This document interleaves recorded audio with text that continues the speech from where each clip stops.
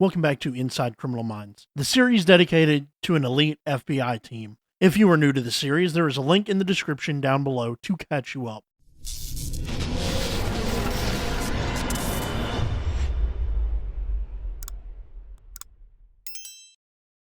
Now, to begin with, these next two episodes are one of my favorite episodes. They are up there with the likes of the episodes 100 to Hell and Back and Lo-Fi. Also, spoiler alert, these episodes push Reid to his breaking point, and in some cases pushes him even further than that. If you love Reid, these episodes are tough to watch. This episode begins with a newscast about the Super Bowl that just finished, and a family leaving with the owner of the house getting into the doghouse by making some comments about how he's going to miss football. When, who is this? Is this a stalker? Well, whatever he's doing, he's watching through the windows when we hear two distinct voices. I guess this hooded figure isn't alone, which one of them instructs them to go through the back. As the guests leave out the front, the hooded figure comes through the back. Then the husband questions why the back door is open. This is when we get jump scared. That turns out to be just the husband, which actually got me the first time I saw this. But they retire to the bedroom when the unsub calls the police. He calls the police? That's new. However, the call is overtaken by the unsub named Raphael. Does this mean one of the unsubs is a Ninja Turtle? Anyway, they dispose of their victims incredibly fast. Next, we're at a local bar with Morgan dancing and Garcia drooling all over him. Also, it's good attention to detail that the newscast is still going on in the background. As Prentice returns to the table with drinks, she warns Morgan, Hey, Morgan, be careful! The one in the back could take your wallet. That's all right. I'll be a broke, happy man. And oddly enough, Hotch and his wife even show up. And Hotch even shows a little bit of his looser side. That's a little out of character for him, but it is good to see him having fun with Haley. Meanwhile, JJ beats the guys at the bar at darts, which ends when she gets a call and she excuses herself, passing Reid, who is playing a Star Trek drinking game. This is also uncharacteristic of Reid, but I'm glad that he's being social. Also, I just noticed that the guy Reid's playing with is Agent Anderson, the guy who let Elle get shot. Good to see Reid doesn't hold grudges, with the other person being an agent, also from the Fisher King episode. She's the one that is in the room when the sword is sticking through somebody's stomach. Just outside the bar, JJ gets called about the case we witnessed at the beginning of the episode, but now wondering where Gideon has been this entire time. He went to the Smithsonian to get a little bit of a behind-the-scenes tour of new exhibits coming up, specifically ones about birds, which is a good callback to the episode with the Tommy killer, Plain Sight. This new exhibit has a bird that becomes somewhat prevalent in this episode. You know, they can emulate the cries of over 30 different species, from hummingbirds to eagles, other animals, even machinery. This meeting is put to a stop when he gets a call from JJ that pulls him away. Next, we see the scared unsub is freaking out about what he just did and breaks down in a cornfield. At the BAU, Morgan complains about having to leave the party, and Reid, You know, statistically, a case doesn't come in with any more frequency if you're at a party or gathering than if you aren't. It's a trick of the mind. We merely remember the ones that came in that way more. That's when Gideon does arrive, and Prentice laments on how he missed out on a good time, when Gideon ensures her that he did have a good time. That's when JJ shows the team the victims of the unsub and go over the 911 call. Not only that the unsub was able to mutilate the two in just 4 minutes, he also left a Bible verse, given religion as the reason for killing. Oh, no, just demonstrating that you can use the Bible to manipulate anything. Next, back at the unsub's house, it seems like there's a third unsub who apparently didn't show up to the crime scene, but as the third guy is berating him, we get a first look at the unsub, and it's the dude from Dawson's Creek. This guy is one of our unsubs. This guy is the criminal mastermind. Well, I guess it makes sense because he is the more frightful of the three unsubs, but yeah, as if this guy could ever be one of the most prolific serial killers in Criminal Minds history. We then get a flashback of his father branding him with a cross. Model citizen. On the plane, the team hear the 911 call and determine that there are indeed at least two unsubs. Hotch and Gideon split the team up so they can hit the ground running. At the crime scene, Gideon laments on the unsub using the Bible to justify the cruel acts they are doing. I am unhappy. Tired of people using religion to justify the terrible things they do. At the coroner's office, the coroner describes what the unsub did as something you would do for slaughtering out animals. So maybe a hunter? Or a farmer? Pretty much anyone in rural Georgia. At the police station, JJ reveals the victimology to Hotch and realizes that they didn't really have that many enemies. Unfortunately, the police also don't have any open cases that fit this very specific MO. This is when JJ offers to go over the cases because she won't be able to do anything else. But Mr. Kyle is a .com millionaire. His company is one of the largest employers in the community. There's going to be media coverage. and as the media liaison, aren't you supposed to go and make sure that the news doesn't deify this unsub, give him a cute nickname or anything like that? So wouldn't your cards be pushed to making sure that the headlines aren't going to deify this person? Anyway, she does do this just to look at the case files because of the knowing glances that Hodge gives to JJ before she leaves. At the house, they discuss the murders in detail and also determine the order of said murders. Also, the unsub used forensic countermeasures, which doesn't make much sense with this fractured team that we're dealing with. This is when Garcia calls to inform them that the murders were taped and are now going viral. And you kind of have to excuse the show a little bit. This was the early 2000s before the internet culture really got its peak.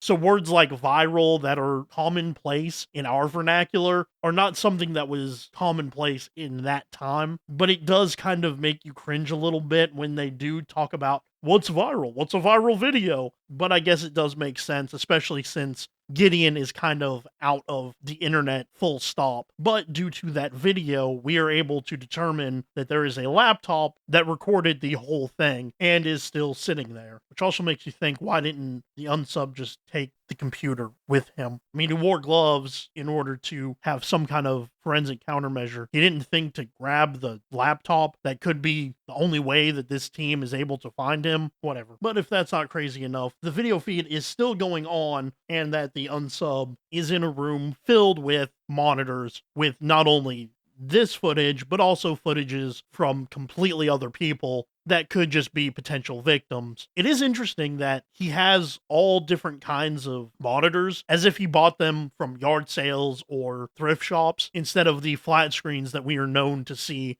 at Garcia's station, or even some of the stations at the police offices that we've seen, not just in this episode, but in previous episodes as well. It gives you that homegrown hacker feel that really sells this unsub as a computer genius. And this could also be the fact that he is kind of a broke, starving IT guy. When the team watch the viral video, it begins with the unsub reading the Bible and giving a short sermon before showing the murders. And with a little bit of investigation, Reid determines that this laptop was actually the victim's laptop. The unsubs didn't bring this laptop with them, making the team believe that this guy is an IT guy, thanks to Garcia. However, as they're figuring this out, Reid realizes that it is still recording. Then the unsub questions the army of Satan, as he calls them, but also shuts off the feed. This is when Garcia has to explain to them how the computer techs are able to access computers remotely. Are you serious? Not anybody knew that this was a possibility. It was the early 2000s. It was the early 2000s. It was the early 2000s. They didn't know. She also talks about a Trojan horse program, and Reid, Something left on the computer to be turned on later. It's the same way that websites get pop-up ads onto your computer. you would think somebody as well versed in literature as Gideon would know what a Trojan horse was and can kind of infer what a Trojan horse would be in the world of technology. Again, it's early 2000s. Then Garcia says that the video is going crazy viral, and then proceeds to explain what that means. I swear I love these episodes, but I hate when shows make genius-level characters dumb as bricks to justify exposition. Just like that. IQ of 187 is slashed to 60. Anyway, the people of the internet believe that it is a new horror film and praise it, hoping to see more. This angers the unsub, who is then forced to do his tech support job and is slamming aspirin like candy, showing the toll the other unsubs are putting on him. He does act a little weird. This call asks about a problem with his speakers, but the unsub asks about a camera, which is a little odd. If I were the one fielding this call, I wouldn't let him anywhere near my system, but the guy is blissfully ignorant about this kind of things. But it does make a little bit of sense because of the fact that I've worked in this field where people ask some dumb questions about technology. However, during the call, one of the unsubs notices a cheater on one of the screens. This is when the unsubs create a plan of attack. Meanwhile, the team go over the profile again, making sure not to miss anything, and despite the evidence, they don't have enough for a working profile. But this is about to change because the cheater is about to feel the reckoning of Raphael, who is the only one that calls 911 this time, showing this is part of the signature. And honestly, who leaves their laptop pointing at the front door open? That's probably the weirdest behavior in this episode. But Raphael grabs the computer to record the acts he is about to perform. At the station, JJ found some guy who called 911 on a prowler, and the guy's name is Tobias Henkel. That's a weird name. So Reid and JJ leave to talk with him to hopefully learn something new about these unsubs. After they leave, Hotch is informed of a new murder. Also, it turns out the unsub changed his MO from murdering to kidnapping. However, he only kidnaps the woman after killing the lover, who was a handyman, and when the police called the husband, they weren't needing any work done. Oh, shit! Yeah, that's pretty messed up. Then the officer reads what Raphael said, and it referenced Jezebel, one of the most notorious women of the Bible, which honestly, I don't see how she fits because she was a false prophet, whereas the girl was just cheating on her husband. This is when Hotch finds the charger for the laptop, which is also weird that it's by the front door. She deserves everything she gets in this episode. Morgan and Prentice are canvassing the scene, and they remark about being on camera, which is true. We see the same setup in the unsub's house, but no unsub, because he is in the barn with the third unsub giving instructions, and it is the father, well, the guy who willingly gives their son a cross brand, is definitely capable of committing these acts. Back at the house, Hotch is insinuating that it's just one unsub with multiple personalities, and Gideon begins to understand this unsub is only mimicking voices, just like the Mockingbird. I love how Hotch and Gideon come to the same conclusion, but in separate ways. One using nature, the other one using psychology. It just goes to show you that they both deserve to be the leaders of this prospective team, but it shows the dichotomy of each one, which is really nice. At the barn, the father is forcing the unsub to read the Bible to the camera. At the crime scene, Gideon proposes his new theory to the team that the unsub has multiple personalities, which has been reclassified into DID, or dissociative identity disorder. One is the unsub Raphael, one is the scared one, and they don't really know who the third one is, or if he's just another person altogether. Meanwhile, the unsub finishes his speech that triggers the dogs to go wild. The team arrive at the station, and Garcia calls them about the video that just went live as the unsub relives his own baptism, which could be better classified as a possible drowning. Then after the video downloads, the woman seems to be being eaten by dogs. Okay, I retract my statement from earlier. No one should have to go through this. We don't actually see the carnage, but the look on Garcia's face does a perfect job of telling the story of what is actually happening. This is when the officer notices those dogs from a past call, and the dogs were owned by Tobias Henkel. Oh no, because Reid and JJ are on his porch as they speak. They begin questioning Tobias about his 911 call. He of course denies it, but as they leave, Reid puts everything together that Tobias is the unsub, and when he begins snooping around, he finds the wall of computer monitors and Tobias looking extremely angry. And this is interesting, even though it looks like Raphael is in charge right here, it seems like Tobias is, because he starts running. This is when Reid and JJ, hot on the trail, they split up. Yeah, we should split up. Right away, wrong. So Reid goes around back and sees Tobias running, so he goes after him as JJ goes into the barn. Meanwhile, Reid is in the field listening to two people argue that sounds like Tobias and his father. As JJ is clearing the barn, she steps in blood and is faced with the dogs from earlier, and unfortunately she has to fire at the dog. No worries, Reid is going to come and save her. JJ!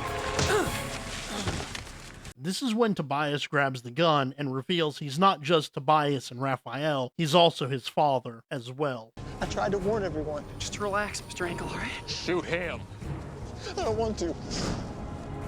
I said, shoot him, you weakling. He's a Satan. For a guy who got famous off of a sitcom and immortalized by a crying meme, James Vanderbeek has some serious acting chops, considering the 3 different voices are actually his. He listened to the guy who played the father to mimic his voice, which is top notch. I can't give this person any more praise than anybody has ever given him, because he is able to go in and out of those voices so seamlessly, which he doesn't just change his voice, he also changes his posture to suit who's in control. The episode ends with Reid at gunpoint with Tobias and his father arguing. Despite my nitpicking on the technobabble in this episode, it was a thriller from beginning to end. This episode sets up the unsub and leaves Reid in a state of unknown. And some of the questions asked, like, will Tobias or his father win? What's going to happen to JJ? Is the team going to catch Tobias before he slips away? This is what makes this episode so engaging. Also, the cinematography they use to make it seem